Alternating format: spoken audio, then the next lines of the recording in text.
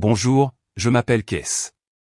Mon propre frère m'a projeté si violemment contre le réfrigérateur que j'ai vu des étoiles, puis m'a brisé le nez avec son genou. Je saignais, j'étais étourdi, et je tendais la main vers le téléphone jusqu'à ce que ma mère me l'arrache de la main. Ce n'est qu'une égratignure, a-t-elle lancé sèchement. Arrête de faire ton cinéma.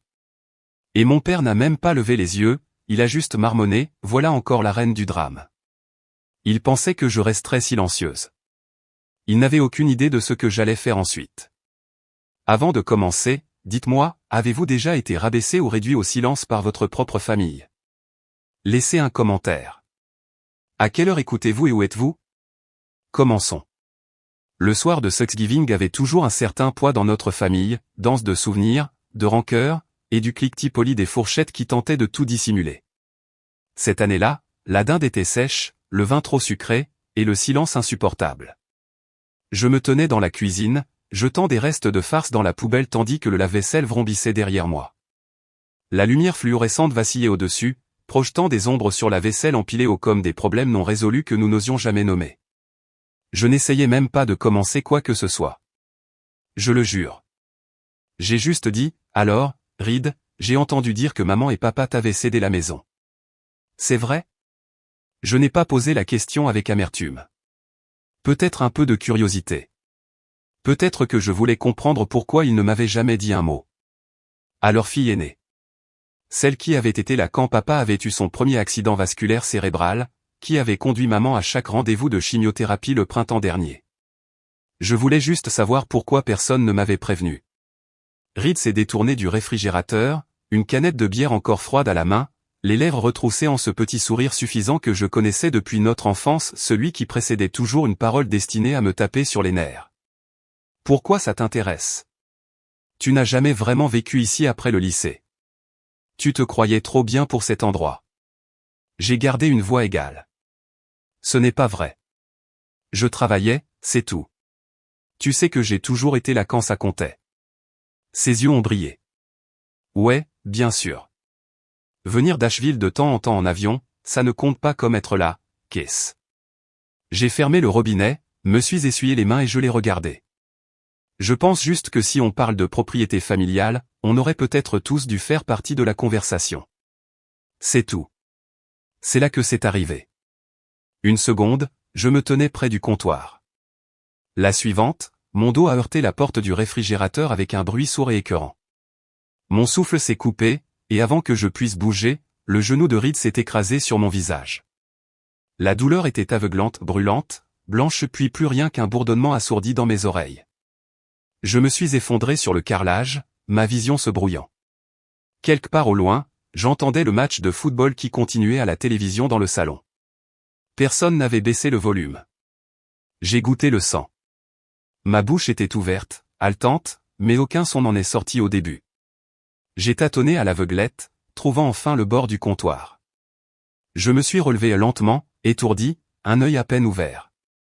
J'ai titubé vers le téléphone près du mur du fond. Je ne me souviens pas avoir décidé d'appeler la police. Mon corps a agi par instinct, comme s'il essayait de se sauver. Mes doigts ont effleuré le téléphone. Je l'ai attrapé, essayant de composer les numéros, mais ma main tremblait si fort que les touches se confondaient. J'ai appuyé sur le 9, puis le 1. C'est là que j'ai senti la traction. Le téléphone a été arraché de ma main si violemment qu'il s'est fissuré en tombant sur le sol. Arrête ça, a sifflé ma mère. Ce n'est qu'une égratignure. Je l'ai regardé d'un œil, l'autre se fermant sous l'enflure. Son visage était calme, comme si elle me grondait pour avoir renversé quelque chose sur le tapis. Pas d'horreur, pas d'inquiétude, juste de l'irritation. Ce n'est pas une égratignure, ai-je murmuré. Elle s'est penchée et a ramassé le téléphone. Tu fais toujours ça. Tu transformes toujours tout en scène. Derrière elle, mon père était assis sur le fauteuil inclinable, la télécommande toujours à la main. Il n'a même pas jeté un regard dans ma direction, il a juste marmonné, voilà encore la reine du drame. Je suis resté là, chancelante. Le sang coulait de mon nez sur ma chemise. Personne n'a bougé. Ni ma mère, ni mon père, ni Reed. La pièce était si silencieuse que je pouvais entendre le commentateur à la télé dire « deuxième but ». Et c'est là que je l'ai vu par terre, près de la plainte, mon bracelet en cuir, Celui que je portais à chaque garde à l'hôpital. Une patiente me l'avait donné après que j'étais resté toute la nuit avec elle, lui chuchotant des histoires pendant qu'elle mourait. Il s'était cassé pendant la bagarre, était tombé, et gisait maintenant dans une tache de sang. Personne n'a remarqué. Personne ne s'en souciait. Ce bracelet avait signifié quelque chose pour moi. Comme si je signifiais quelque chose pour les gens, mais pas ici. Je me suis penché et je l'ai ramassé avec des doigts tremblants. Il était déchiré. Inutile maintenant. Comme moi, peut-être. J'ai de nouveau levé les yeux. Personne n'avait bougé. J'ai dégluti difficilement. Puis je me suis dirigé vers la porte d'entrée, je l'ai ouverte et je suis sorti. L'air froid m'a giflé le visage, et pendant une seconde, j'ai failli rentrer, pensant que peut-être quelqu'un me suivrait, me demanderait si j'allais bien, m'offrirait des excuses, un trajet jusqu'aux urgences. Mais rien. Juste la porte qui grinçait en se refermant derrière moi. J'ai essuyé le sang de mon visage avec la manche de ma veste et je suis resté là, sous la lumière du porche, à écouter le vent. Il ne me voit vraiment pas du tout, ai-je murmuré, puis plus bas, mais avec une détermination d'acier que je n'avais pas entendue dans ma propre voix depuis des années, ils ne me voient pas, mais ils m'entendront bientôt. Lorsque je suis arrivé sur le parking de l'hôpital 2 matins plus tard, l'ecchymose avait viré à un prune profond, s'étalant comme de l'encre renversée sous mon œil. J'avais fait de mon mieux avec l'anti-cerne dans la salle de bain sombre de mon appartement, mais le maquillage ne pouvait pas faire grand-chose quand votre visage criait la vérité plus fort que votre voix ne le pourrait jamais. J'ai gardé la tête baissée en entrant par l'entrée arrière des urgences, mon badge accroché à mon manteau, évitant le contact visuel avec quiconque se trouvait déjà dans la salle de pause. J'ai pointé, suis passé devant les distributeurs automatiques vrombissants, et me suis enfermé dans les minuscules toilettes du personnel. Le miroir au-dessus du lavabo ne mentait pas. L'enflure avait un peu diminué, mais la peau décolorée autour de mon œil et de mes pommettes criait toujours plus fort que n'importe quel mot. Ma lèvre avait légèrement guéri, mais il y avait encore une légère coupure qui tentait de se refermer. J'ai pressé une serviette en papier froide sur ma joue, non pas parce que ça aidait, mais parce que ça me donnait quelque chose à faire de mes mains. Un léger coup à la porte m'a fait sursauter. Qu'est-ce ? La voix de Zoé était hésitante. C'était l'une des nouvelles infirmières, à peine sortie de l'école, toute pleine d'énergie et aux yeux brillants. J'ai ouvert la porte lentement. Elle a cligné des yeux en voyant mon visage, puis a rapidement baissé les yeux sur le café qu'elle tenait. « Désolé, je ne voulais pas m'imposer », a-t-elle dit, puis a ajouté à voix basse, « Êtes-vous en sécurité ?» Je n'ai pas répondu tout de suite. Elle n'a pas dit, « Que s'est-il passé ?» et j'ai apprécié cela. Ce n'était pas de la curiosité, c'était de l'inquiétude. Oui, ai-je menti en croisant les bras. J'ai juste glissé sur les marches arrière. Du verglas. Zoé m'a tendu le café. Tiens. J'ai pensé que tu serais fatigué. Tu prends toujours les premiers appels, même les jours fériés. J'ai forcé un sourire. Merci. C'est gentil. Nous sommes entrés ensemble dans la salle de pause, où quelques autres se prélassaient avant leur garde. Roré, l'un des infirmiers de traumatologie, a haussé un sourcil mais n'a rien dit. Il m'a fait un signe de tête, cette vérification silencieuse que les hommes offrent parfois quand ils ne savent pas comment poser les vraies questions. La chaleur de ces gens, des gens qui n'étaient pas de ma famille, m'a prise au dépourvu. Ceux qui m'avaient apporté des burritos pendant les longues gardes, qui se souvenaient de mon anniversaire, qui savaient comment je prenais mon café. Ils ne posaient pas trop de questions, mais ils me voyaient, au moins plus que ma propre famille. Lors de ma première pause de 10 minutes, je me suis assise sur le banc près des casiers et j'ai enfin consulté mon téléphone. 2 jours depuis Thanksgiving. Pas un seul appel manqué. Pas de message vocal. Pas de texto « Comment vas-tu ?» Je n'étais pas surprise. J'ai fait défiler plus bas. Il y avait un message. Qu'est-ce ? Ne crée pas de drame. Tu sais comment est Reed. Laisse tomber. J'ai fixé l'écran. Laisse tomber. Ces 3 mots se sont enfoncés plus durement dans ma poitrine que le genou de mon frère n'aurait jamais pu le faire. Je ne savais pas ce que j'attendais d'elle. Peut-être rien. Peut-être juste pas ça. Pas un rappel que même ma propre sœur me voyait comme le problème, et non les ecchymoses. Je me suis adossé et j'ai regardé les dalles de plafond tachetées. Et puis, comme un réflexe musculaire, une vieille scène a refait surface des profondeurs. J'avais 9 ans. Reed en avait 13. Nous étions dehors, chez nos grands-parents. J'avais pris la dernière pop-tart. Il m'avait enfermé dans la cabane au fond du jardin, riant pendant que je frappais à la porte. Il faisait une chaleur étouffante. J'ai crié. J'ai pleuré. Personne n'est venu. Quand ils m'ont finalement trouvé des heures plus tard, couverte de terre et de piqûres de moustiques, nos parents m'ont grondé pour avoir joué brutalement. Ma mère avait ri. Mon père avait dit que j'étais trop sensible. Je n'ai rien dit ce soir-là, tout comme je ne le ferai pas maintenant. De retour aux urgences, je me suis glissé dans le placard à fournitures. Non pas parce que j'avais besoin de quelque chose, mais parce que j'avais besoin d'air. Je me suis assise sur une caisse retournée, j'ai sorti mon petit carnet de mon sac et je l'ai ouvert à une page blanche. J'ai commencé à écrire. 28 novembre 2024. Ecchymose orbitaire droite, 6,5 cm. Lacération mineure à la lèvre inférieure. Douleur dans le haut du dos, probablement une contusion due à l'impact. Incident, agression par un frère lors d'une réunion de famille. J'ai fait une pause. Ma main tremblait à nouveau, mais cette fois-ci pas de douleur, mais de quelque chose d'autre, de plus froid. Puis j'ai continué à écrire. Historique. 7 ans, poussé de la balançoire. 9 ans, enfermé dans la cabane. 13 ans, fait trébucher dans les escaliers, pas d'excuses. 17 ans, qualifié des émotives et des hystériques lors d'une dispute sur les candidatures universitaires. 25 ans, exclu des conversations sur les prêts familiaux. 28 ans, mère m'a dit de me taire, ride et stressé après une agression verbale. Actuel, visage contusionné, manipulé une fois de plus. J'ai tourné à la page suivante et j'ai continué à écrire. La liste s'allongeait. Pour la première fois, je voyais tout cela au même endroit. Non pas comme des événements isolés, mais comme un schéma. Si je consignais cela comme un cas à l'hôpital, quelqu'un l'aurait signalé, serait intervenu, aurait fait remonter l'information. Mais parce que c'était juste la famille, ça n'avait jamais compté. La lumière fluorescente au-dessus de moi bourdonnait. Quelque part au-delà de la porte, quelqu'un a appelé un code bleu. Je me suis levé, j'ai glissé le carnet dans mon sac et j'ai rejoint le monde qui avait besoin de moi. Après ma garde, je suis resté assise dans ma voiture quelques minutes avant de rentrer chez moi. Le ciel avait la couleur de la laine d'acier, menaçant de neiger.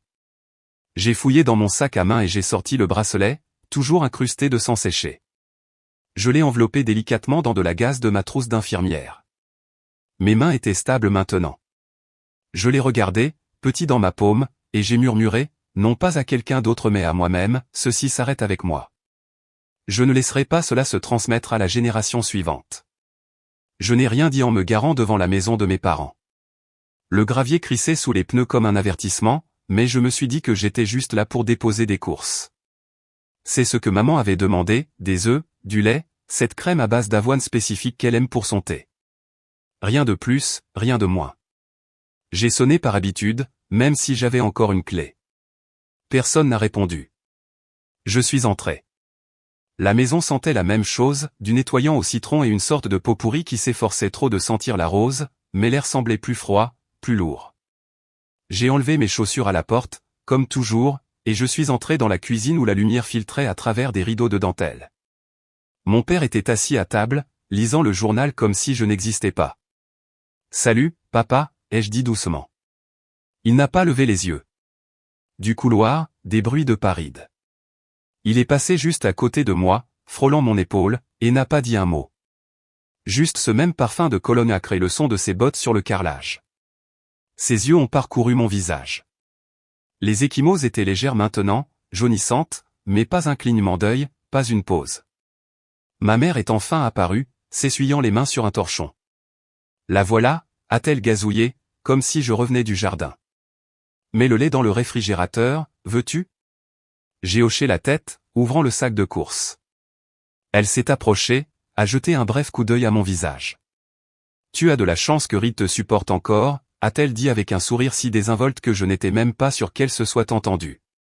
Je n'ai pas répondu, j'ai juste posé le lait un peu plus fort que nécessaire. Je lui ai dit que je devais trouver quelque chose dans le grenier, une vieille couverture de bébé dont je croyais me souvenir d'une fois où j'étais malade.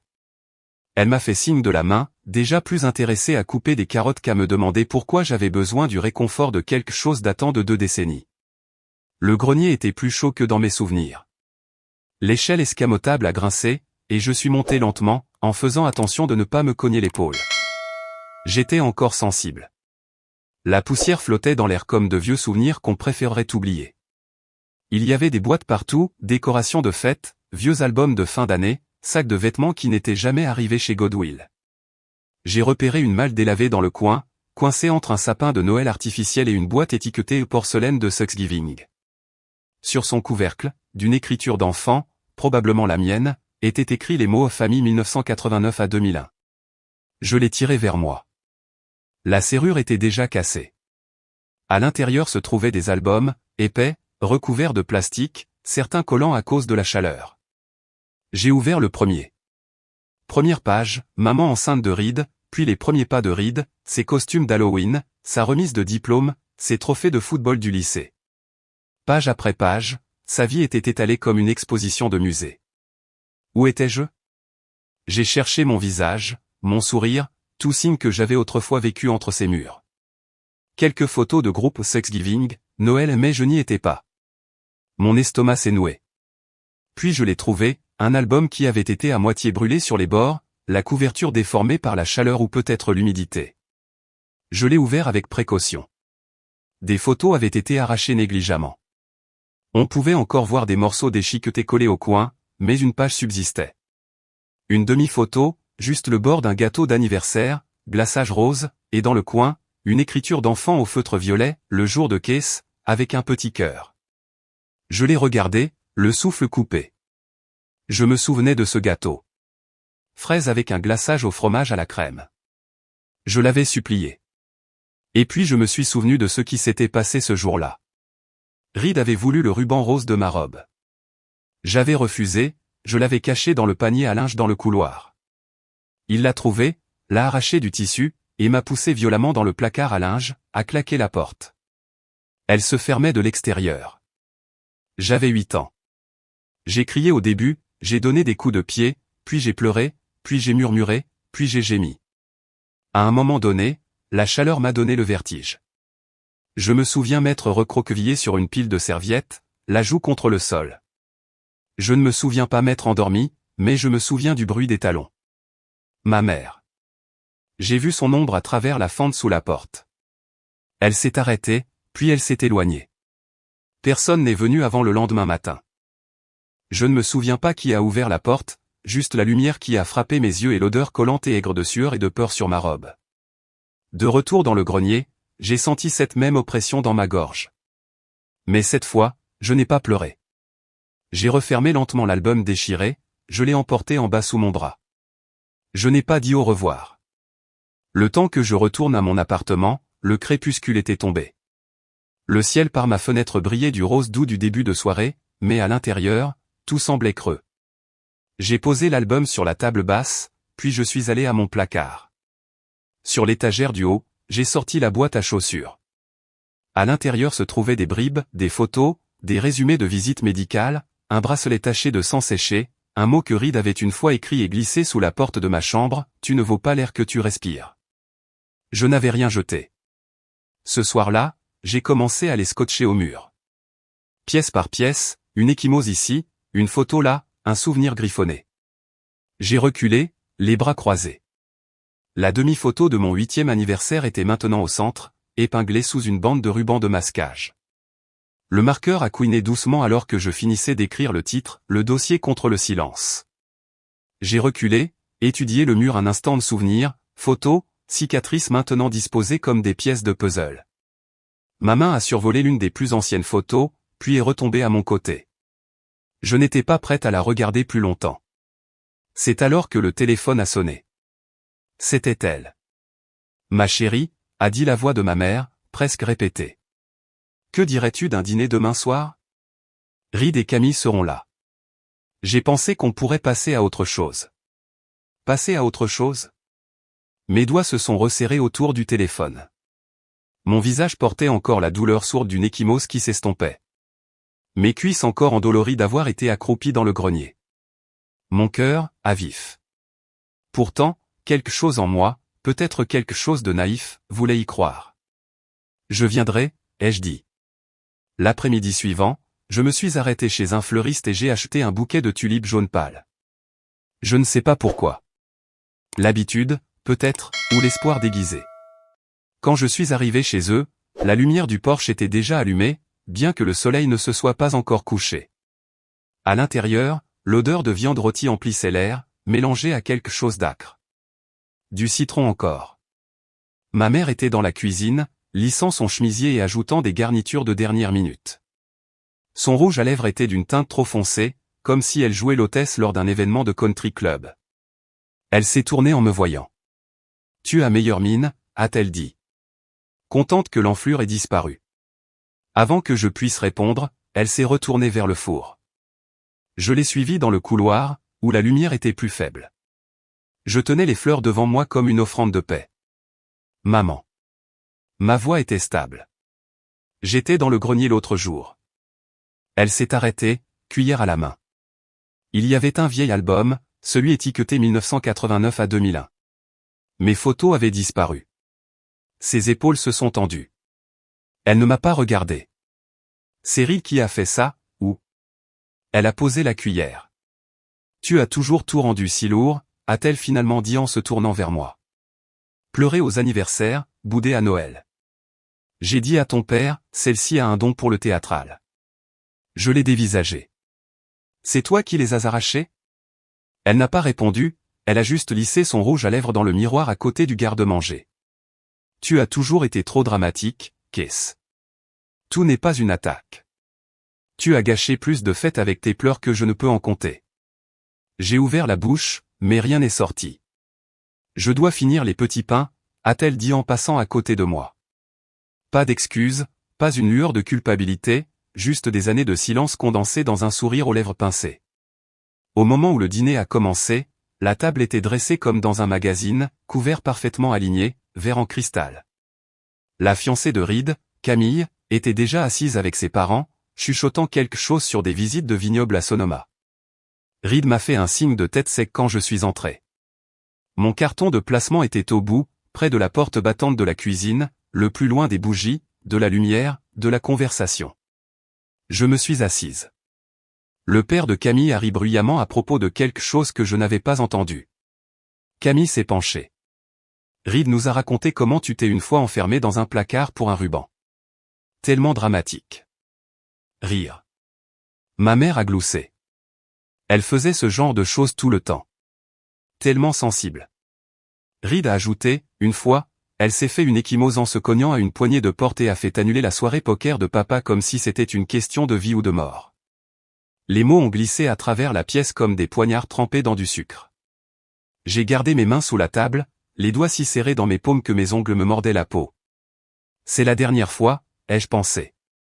C'est la dernière fois que je reste assise ici à prétendre que c'est normal. Puis c'est arrivé.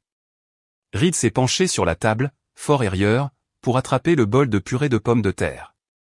Son coude a heurté le bord de la théière pleine d'eau fraîchement bouillie. J'ai vu la scène au ralenti. Elle a basculé. De l'eau brûlante s'est déversée directement sur mes genoux. Le cri m'a échappé avant que je puisse l'arrêter. La douleur était cuisante. Instantanée. J'ai reculé de la table, les pieds de la chaise crissant contre le sol. Tout le monde s'est figé. Puis ma mère a soupiré. C'était de ta faute, tu étais assise trop près. Personne n'a bougé. Reed m'a adressé un demi-sourire. Je suppose que tu aurais dû choisir l'autre siège, hein. J'ai titubé vers l'évier, les mains tremblantes. J'ai ouvert le congélateur rien qu'un vieux sac de petits pois et des bacs à glaçons à peine gelés. J'ai attrapé un torchon, je l'ai mouillé, je l'ai pressé sur mes cuisses. Le coton a grésillé contre ma peau. Personne ne m'a suivi. Je suis resté là quelques minutes, respirant, me mordant l'intérieur de la joue, laissant la douleur se transformer en quelque chose de plus froid, d'engourdi. Quand je suis revenu, la conversation à table avait repris. Comme si rien ne s'était passé.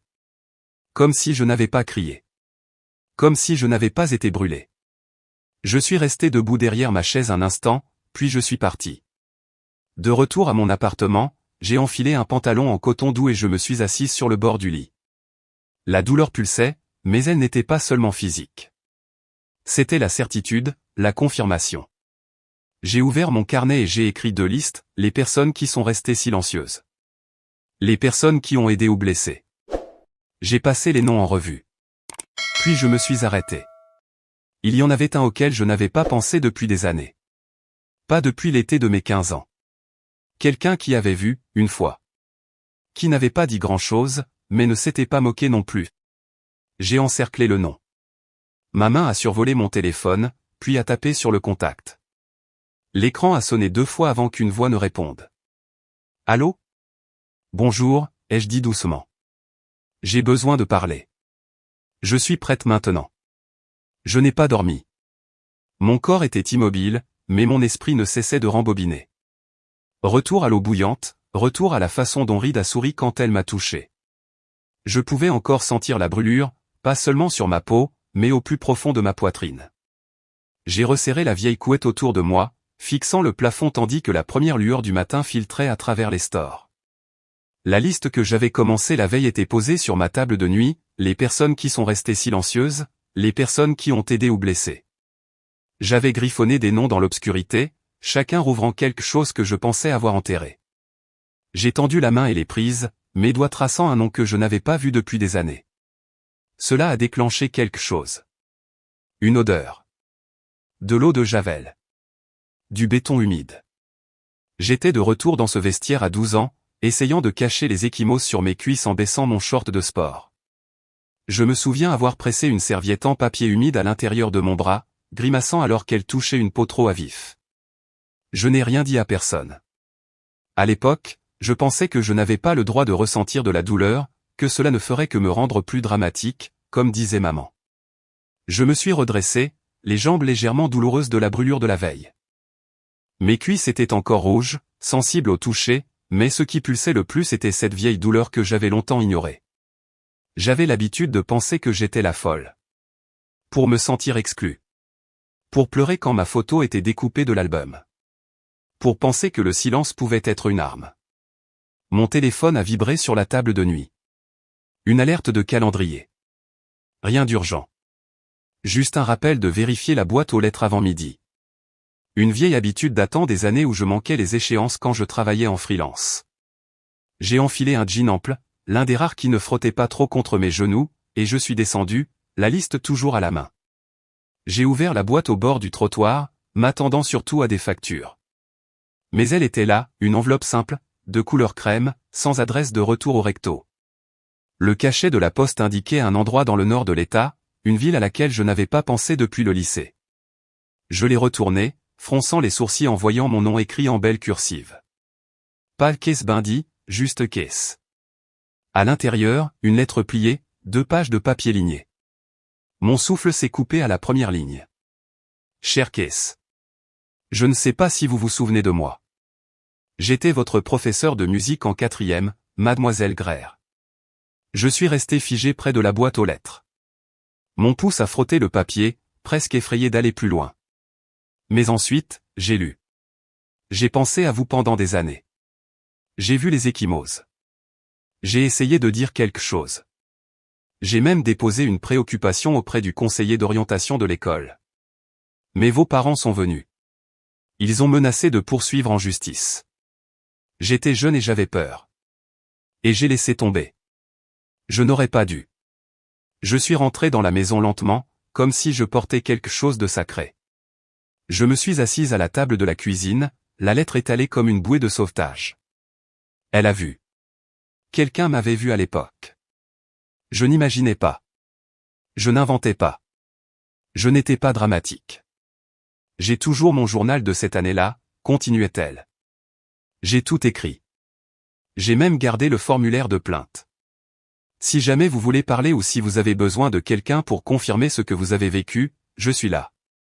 Je suis tellement désolé de ne pas m'être battu plus fort à l'époque. Ma main a couvert ma bouche. Je suis resté ainsi pendant longtemps, juste en respirant. L'après-midi, j'ai pris mon téléphone et j'ai trouvé le numéro qu'elle avait laissé. Il a sonné 2 fois. Allô? Bonjour, mademoiselle Grair. Il y a eu une pause. Puis, qu'est-ce? Oh mon Dieu. Je ne pensais pas que vous appelleriez si tôt. Je pouvais entendre l'émotion dans sa voix. Cela faisait 2 d'entre nous. Je lui ai dit que j'avais reçu sa lettre, que je me souvenais du cardigan violet qu'elle portait toujours, de la façon dont elle fermait les yeux quand les élèves violonistes jouaient faux. Elle a gloussé, puis a dit doucement, « Je suis si contente que vous alliez bien. » Je n'ai pas dit que je n'allais pas bien. Pas encore. Mais je lui ai parlé de la liste, des photos, du dîner. Quand je suis arrivé à l'eau, elle est restée silencieuse quelques secondes, puis a dit, « Les gens comme votre mère, ils comptent sur le silence. Le vôtre est celui de tout le monde. » Nous avons parlé pendant près d'1 heure. À la fin, elle a dit qu'elle avait toujours son journal, le formulaire de plainte, tout. Si vous avez besoin de moi pour vous soutenir, je suis prête. J'aurais dû le faire plus tôt. Pour la première fois depuis longtemps, je me suis senti vu. Pas seulement cru, mais témoigné. Cette nuit-là, le monde était silencieux. La maison était silencieuse. Mes pensées ne l'étaient pas. Je venais de finir d'organiser un dossier sur mon ordinateur portable intitulé « Documentation, phase 1 » quand on a frappé à la porte, un coup sec, impatient. Je l'ai ouverte, m'attendant à une livraison. Au lieu de cela, il se tenait là, mon père. Sans avertissement, sans sourire, juste cette mâchoire crispée et ces lèvres pincées que j'avais vues toute mon enfance. « J'ai entendu dire que tu parlais » a-t-il dit, posant un pied à l'intérieur comme s'il possédait l'air de mon salon. « Que tu déterrais de vieilles histoires qui devraient rester enterrées. » Je n'ai pas répondu. Je l'ai regardé, vraiment regardé, et j'ai vu non pas un père, mais un homme désespéré de maintenir le contrôle. « Tu fais honte à cette famille » a-t-il sifflé. « Tu vas détruire le peu de réputation qu'il nous reste. Si c'est ce que tu veux, vas-y. Mais ne pense pas qu'il n'y aura pas de conséquences. » Il s'est apprêté à partir, mais s'est retourné une dernière fois. « Tu as toujours été un fardeau. Tu le es toujours. Peu importe l'avocat que tu penses qui te sauvera. » Puis il a claqué la porte. Je suis resté là, la poitrine haletante, non pas de peur, mais de libération. C'était comme si l'entendre à voix haute avait brisé quelque chose en moi qui suffoquait depuis longtemps. Je me suis rassise à la table, j'ai essuyé mes joues et j'ai murmuré, « Ils ne m'ont jamais aimé. Ils aimaient seulement le pouvoir qu'ils avaient sur moi. » J'ai attrapé mon ordinateur portable. J'ai cliqué sur le nom de fichier documentation, phase 1 et je suis resté immobile, la lueur de l'écran douce sur mon visage. Dehors, le soleil avait commencé à décliner, projetant de longues lignes dorées à travers les stores. Je n'ai pas bougé tout de suite. Mes mains planaient au-dessus du clavier comme si terminer cette seule action avait libéré quelque chose en moi que je n'étais pas prête à affronter. Alors je me suis levé, je suis allé à la cuisine et je me suis versé un verre d'eau. J'avais la gorge sèche, mais j'ai à peine bu. Je fixais le comptoir, encore perdu dans l'écho des paroles de mon père de la nuit précédente. Tu es toujours notre fardeau. Il n'avait pas dit fille. Il n'avait pas dit famille. Juste fardeau. De retour dans le salon, j'ai pris mon vieux disque dur de sauvegarde, celui en argent poussiéreux que je n'avais pas touché depuis avant que les smartphones ne règnent sur nos vies. Il reposait comme une relique oubliée au bord de la bibliothèque. J'avais l'intention de l'effacer pour libérer de l'espace, mais maintenant la curiosité guidait ma main. Je l'ai branché, ne m'attendant à rien. Au début, c'était le désordre habituel, photos de remise de diplôme, reçus, quelques selfies flous avec des colocataires d'université à qui je ne parlais plus. J'allais presque fermer la fenêtre quand j'ai remarqué un dossier niché entre des fichiers mal étiquetés. Le nom, KBKP 204. Aucun souvenir de l'avoir créé. Je l'ai ouvert. Elles étaient là. Des photos que j'avais oublié d'avoir prises. Des photos que j'avais dû enterrer, à la fois littéralement et émotionnellement. Mon visage, enflé. Une ecchymose sur ma clavicule, jaunissant sur les bords de ma peau. Mon bras, marbré d'un violet colérique. Et mes yeux, ternes, résignés, comme si j'avais fait la paix avec le fait d'être blessé. Chaque image était datée, non retouchée, la preuve que je n'avais pas tout imaginé. J'ai fixé l'écran, figé. Ma poitrine s'est serrée. Ce n'était pas de la peur. Ce n'était même plus de la honte. C'était de la clarté. J'avais enregistré la vérité. Et puis, quelque part en chemin, je m'étais convaincu que ce n'était pas réel. Que c'était juste moi qui étais dramatique, les mots qu'ils utilisaient toujours. Je n'imaginais rien, ai-je murmuré à la pièce silencieuse. Je l'ai documenté, et j'ai oublié.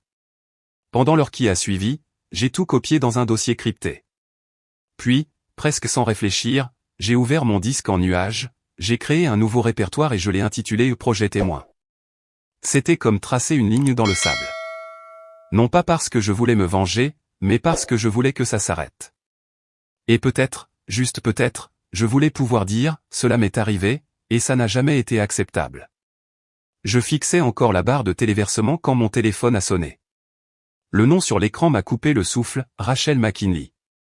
Nous ne nous étions pas parlé depuis des années, pas depuis que nous étions deux gamines de 12 ans maladroites avec des appareils dentaires, jouant à la marelle dans la rue. Elle appelait du Michigan maintenant, mariée avec des enfants, une vie loin de notre petite ville. J'ai répondu. Salut, Rachel. Qu'est-ce, salut. Sa voix était hésitante, incertaine si elle aurait dû appeler. Ça va te paraître étrange, mais est-ce que tu as une minute? Je me suis approché de la fenêtre et je me suis appuyé contre le cadre. Bien sûr, qu'est-ce qui se passe? Elle a expiré. Est-ce que tu connais ma nièce, Lily? J'ai fait une pause. Je ne crois pas. Pourquoi? Elle reste chez tes parents en ce moment. Ma sœur a été déployée, et ta mère a proposé d'aider. Elle a dit que ça lui manquait d'avoir une petite à la maison. J'ai trouvé ça gentil au début. Ma bouche est devenue sèche. Attends, elle est avec eux depuis combien de temps? Environ 3 semaines. Mais, Qu'est-ce? Lily a dit quelque chose de bizarre ce matin. Elle m'a dit que ton frère l'avait poussée. Je me suis redressé. Quoi? Elle a raconté qu'il lui avait dit de ne pas faire sa reine du drame, comme Kess. Il a dit qu'elle faisait semblant. Kess, elle pleurait. Son poignet avait l'air enflé. J'ai pensé que je devais t'appeler parce que je me suis souvenu de certaines choses. Je me suis assise brusquement. Mes jambes semblaient ne plus pouvoir supporter mon poids. Elle a 8 ans, a continué Rachel. Exactement comme nous. J'ai pensé que peut-être. Je ne sais pas. Peut-être que ce n'est rien. Peut-être que c'était une blague. Mais Lily ne ment pas. Elle n'est pas ce genre d'enfant. Un silence s'est étiré entre nous. Elle a dit que mon frère l'avait poussée. Oui.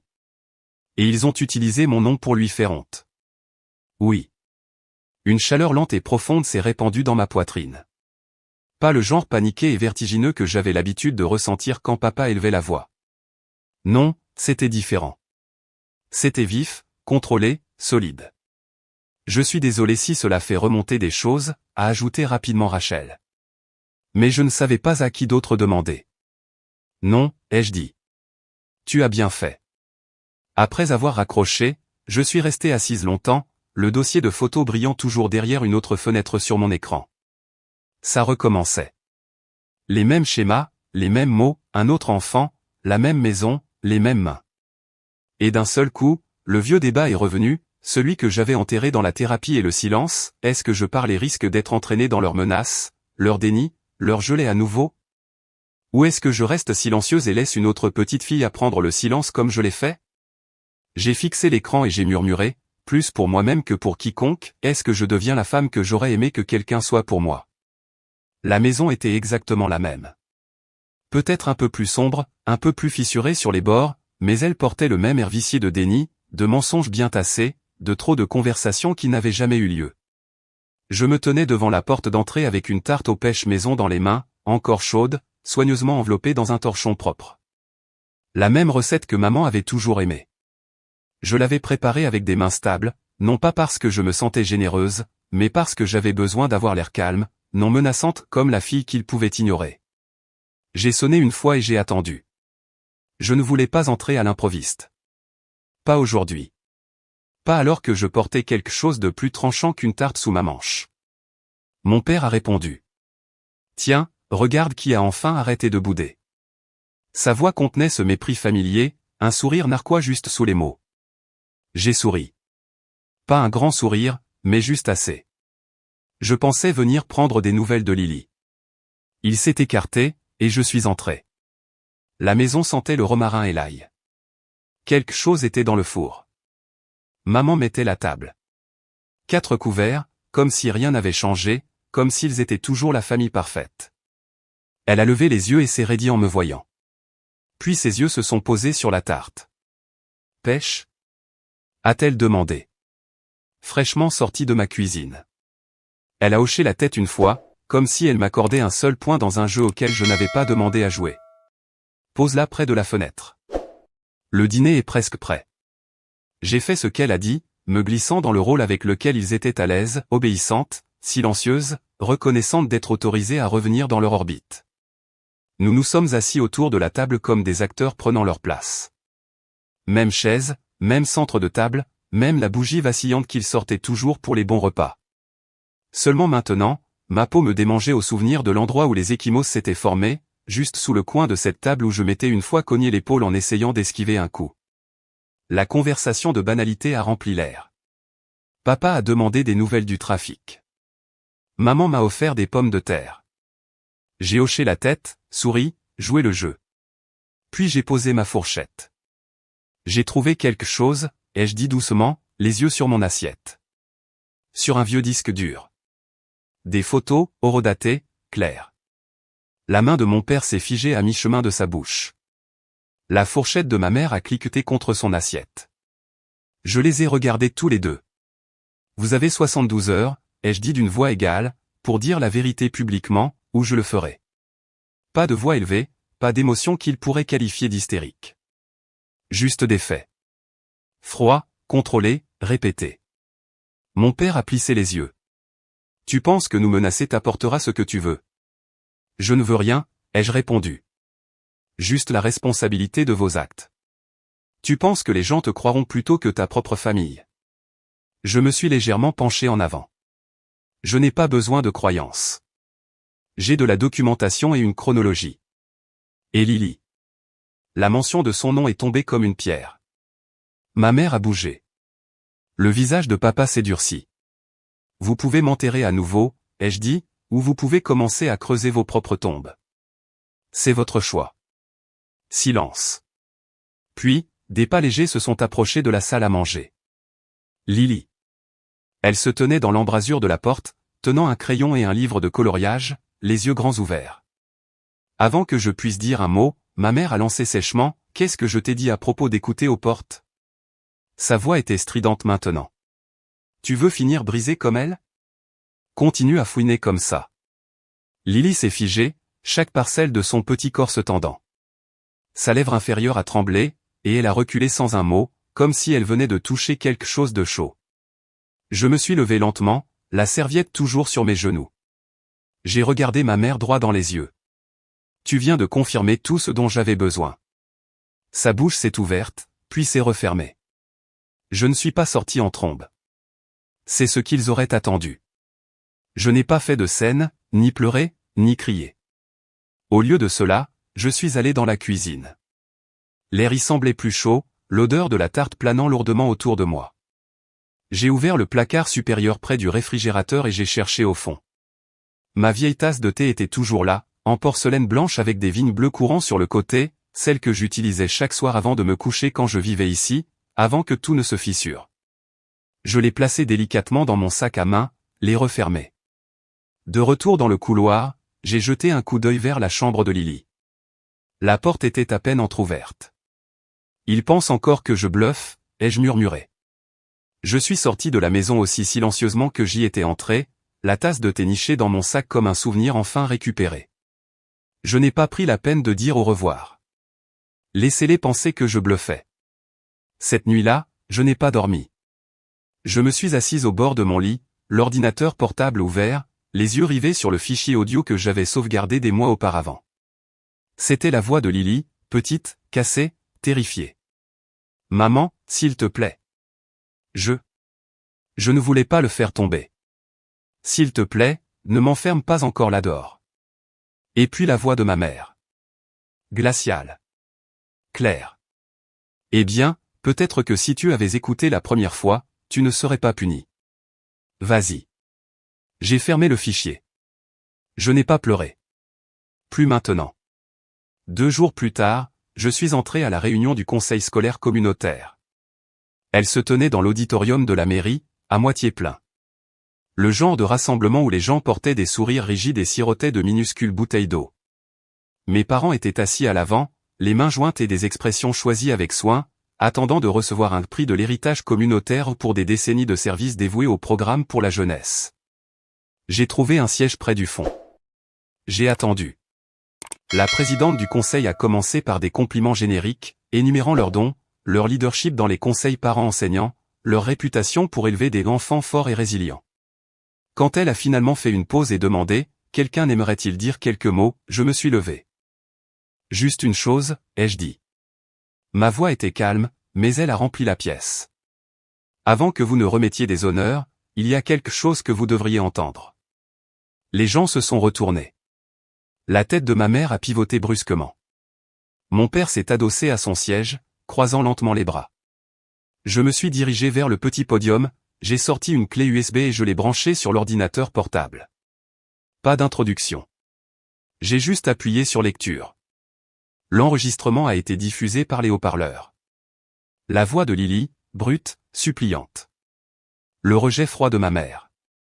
Un silence a suivi, si lourd qu'on pouvait le sentir vous presser la poitrine. Des halètements. Quelqu'un près du premier rang a laissé échapper un petit « oh mon Dieu » brisé. Une enseignante au troisième rang a couvert sa bouche. Ma mère est devenue grise. Mon père est resté rigide, la mâchoire serrée. Je suis Kees, ai-je dit quand l'audio s'est terminé. Leur fille. La sœur de Lily. Celle à qui on a aussi dit d'aller dehors quand elle pleurait. J'ai attendu des années. Trop d'années. Puis une voix est venue du côté. J'ai signalé une ecchymose sur le bras de Lily au printemps dernier, a dit Madame Zerman, la professeure de musique de Lily, en se levant lentement. Personne n'a fait de suivi. J'ai demandé au directeur. Je n'ai jamais eu de réponse. Et puis une autre. Nous étions leurs voisins, a dit un homme derrière moi. Tous les samedis, nous entendions des cris. Nous pensions que quelqu'un d'autre dirait quelque chose. La pièce n'était plus polie. Je n'ai pas élevé la voix. J'ai juste dit, j'ai fini d'attendre. Ma mère avait l'air de pouvoir s'évanouir. La bouche de mon père a tressailli, quelque chose entre la rage et la panique. Puis il s'est levé brusquement, a sorti un papier plié de son blazer et s'est avancé vers l'avant de la pièce. Elle est instable, a-t-il dit, sa voix tremblant de cette manière étroitement contrôlée qu'il utilisait pour essayer de paraître rationnel. Elle a été hospitalisée pour maladie mentale il y a 3 ans. Voici la documentation. Vous devriez savoir quel genre de personne porte ces accusations. Il a tenu le papier en l'air comme un bouclier. Je n'ai pas bougé. Je n'en avais pas besoin. Du fond de la rangée, une voix a traversé l'air. Ce n'est pas exact. Tout le monde s'est retourné. Je suis le docteur Sharon Levent, a-t-elle dit, se levant avec une autorité tranquille. Je suis le médecin mentionné sur ce dossier, et ce document a été gravement altéré. Kees a été vue pour une blessure physique, pas psychologique. Elle n'a jamais été admise pour une évaluation de santé mentale. Ce dossier est un faux. Pendant un instant, personne n'a respiré. La main de mon père est lentement retombée à son côté. Son visage a perdu son masque. Son bluff venait d'être exposé en public. J'ai fait un pas de plus vers le podium. Vous avez falsifié mes dossiers, ai-je dit, tout comme vous avez effacé chaque marque que vous avez laissée, tout comme vous avez convaincu tout le monde que j'étais la difficile. J'ai fouillé dans mon sac, j'ai sorti la tasse de thé, je me suis dirigé vers l'avant et je l'ai posée délicatement sur le podium en bois. Je buvais de la camomille dans cette tasse en pressant de la glace sur mon visage, ai-je dit. Vous m'avez dit que c'était de ma faute si la tasse s'était fissurée, que je l'avais laissée tomber. Mais je l'ai gardée parce que je savais qu'un jour j'y verserais la vérité. Ma voix ne s'est pas élevée. Elle n'en avait pas besoin. La sécurité était arrivée entre-temps, les murmures se transformant en action. Nous allons avoir besoin que vous veniez tous les deux avec nous, a dit un agent en s'approchant de mes parents. Ils n'ont pas résisté. Ils n'ont pas parlé, ils sont juste restés abasourdis alors que la salle s'écartait pour les regarder descendre l'allée, non pas en héros, mais en personnes dont les ombres les avaient finalement rattrapés. Et alors qu'ils atteignaient le fond, j'ai aperçu un mouvement près du couloir. Lily. Elle se tenait près du cadre de la porte, serrant son sac à dos, les yeux grands ouverts mais secs. Elle n'a pas cligné des yeux. Elle n'a pas pleuré. Elle a juste regardé, exactement comme je l'avais fait autrefois. Lily n'a pas bougé. Elle est juste restée là, à peine plus haute que la poignée de la porte, ses yeux rivés sur les miens. Pendant un moment, aucune de nous n'a rien dit. Il n'y avait rien à dire. Elle avait tout entendu, et je connaissais ce regard. Je l'avais porté une fois, aussi. Cette nuit-là, je n'ai pas dormi à nouveau. Au lieu de cela, j'ai fait du thé. Pas de camomille, juste du thé noir, chaud et fort. Je me suis assise à ma petite table de cuisine pendant que la ville s'adoucissait dans le silence, et j'ai regardé par la fenêtre comme si les réponses pouvaient être cousues dans le ciel nocturne. Je ne me sentais pas triomphante. Je me sentais stable, immobile, comme si mes mains avaient cessé de trembler après des années à prétendre qu'elles ne le faisaient pas. Une semaine plus tard, j'étais dans le bureau de mon avocate, assise en face de Jeannette, une femme d'une cinquantaine d'années aux yeux vifs, avec un carré gris acier et un système de classement qui pourrait probablement faire tomber un cartel. Elle a glissé un dossier vers moi. Les services de protection de l'enfance ont déposé des accusations formelles contre vos parents ce matin. Mise en danger d'enfants, falsification de dossiers médicaux, interférence avec le signalement obligatoire. J'ai hoché la tête lentement. Et Lily ? Elle a été placée en famille d'accueil temporaire pour l'instant, a dit doucement Jeannette. Mais nous avons commencé votre demande de tutelle. Étant donné la nature publique de votre témoignage et la documentation que vous avez fournie, je ne prévois pas de résistance. J'ai expiré par le nez et j'ai baissé les yeux sur mes mains. Pouvez-vous ajouter une clause ? Jeannette a penché la tête. Continuez. Je veux que ce soit consigné par écrit. Ils ne doivent ni me contacter, ni contacter Lily, jamais. Pas de lettre, pas d'appel surprise juste pour parler. Rien. Elle a hoché la tête, déjà en train de griffonner. Je m'assurais que ce soit inattaquable. En quittant son bureau, le soleil était bas, chaud et ambré, peignant des ombres sur le trottoir. Je suis passé devant le café du coin où ma mère m'avait dit un jour, « Personne ne va croire tes petites histoires, Kess. Tu fais toujours paraître les choses pires qu'elles ne le sont. » Drôle. Le monde a finalement écouté au moment où j'ai arrêté d'essayer de le faire paraître meilleur. Cet après-midi-là, je me suis retrouvé face à une journaliste devant l'école de Lily. Je n'avais accepté aucune interview formelle, mais elle était jeune et sérieuse, tenant son micro comme si c'était une boussole morale. « Madame Brox » a-t-elle demandé doucement. « Pourquoi n'avez-vous pas parlé plus tôt ?» J'ai regardé dans l'objectif de la caméra, puis au-delà, vers la balançoire vide derrière elle. « Parce que personne ne m'a jamais demandé comment j'allais, ai-je dit. Ils m'ont juste qualifié de dramatique. » Elle a lentement baissé le micro, les yeux humides. « Merci » a-t-elle murmuré. Il ne s'agissait pas de célébrité. Je ne voulais pas d'un article dans le journal du dimanche. Mais parfois, vous dites quelque chose parce qu'une autre petite fille pourrait écouter, et peut-être qu'elle croira sa propre voix quand personne d'autre ne le fera. 2 jours plus tard, je suis allé au foyer de groupe où Lily avait été placée temporairement. Le bâtiment n'était pas grand-chose, peinture écaillée, un trottoir fissuré mais il était propre, et le personnel était gentil. Lily était assise sur un tapis dans le coin de la salle de jeu, berçant un chien en peluche usé qui semblait avoir survécu à 5 générations. Elle a levé les yeux quand je suis entré, le regard incertain. Je me suis accroupi, les mains sur les genoux. « Salut, ma puce. » Elle a cligné des yeux une fois. « Est-ce que je dois y retourner ?» J'ai senti quelque chose se tordre dans ma poitrine. Je me suis penché plus près. « Non, mon bébé » ai-je murmuré. « Plus jamais. » Elle n'a pas pleuré. Elle s'est juste penchée en avant, a pressé doucement son front contre le mien, et l'a maintenu là. Je l'ai laissée rester ainsi aussi longtemps qu'elle en avait besoin. Quand elle s'est finalement redressée, j'ai fouillé dans mon sac. Je t'ai apporté quelque chose. Elle a regardé attentivement pendant que je sortais une petite boîte et que j'ouvrais le couvercle. À l'intérieur se trouvait une tasse de thé en porcelaine blanche décorée de minuscules myosotis. Elle n'est pas fissurée, lui ai-je dit. Tu peux boire ton chocolat dedans quand tu veux. Tu n'as pas besoin de permission. Elle l'a prise lentement, la berçant comme si elle pouvait se dissoudre entre ses doigts. Elle est jolie, a-t-elle dit. Est-ce qu'elle peut rester avec moi? Bien sûr, ai-je dit. Elle est à toi maintenant. Cette nuit-là, de retour dans mon appartement, j'ai pris ma vieille tasse de thé fissurée, celle avec l'éclat près du bord et la fine fêlure qui descendait sur le côté, et je l'ai placée sur l'étagère. Puis j'ai allumé une bougie, juste une, et j'ai ouvert le nouveau journal que j'avais acheté dans une librairie nichée derrière le palais de justice. J'avais demandé au vendeur de graver le titre moi-même. Les lettres dorées brillaient doucement sous la flamme vacillante. Chose qu'on m'a dit de ne jamais dire. J'ai posé mon stylo sur la première page. Ils ne m'ont jamais frappé assez fort pour me tuer, juste assez fort pour me faire taire. Mais maintenant, le silence n'est pas mon héritage. J'ai fait une pause, j'ai pris une profonde inspiration. Ceci l'est. Protéger un enfant comme j'en avais autrefois besoin. Et cela suffit. J'ai fermé doucement le journal, les pages encore chaudes. Puis je me suis adossé et j'ai regardé les deux tasses. Une fissurée, une intacte, et toutes deux enfin en sécurité. Parfois, les cicatrices les plus profondes sont celles que personne ne croit.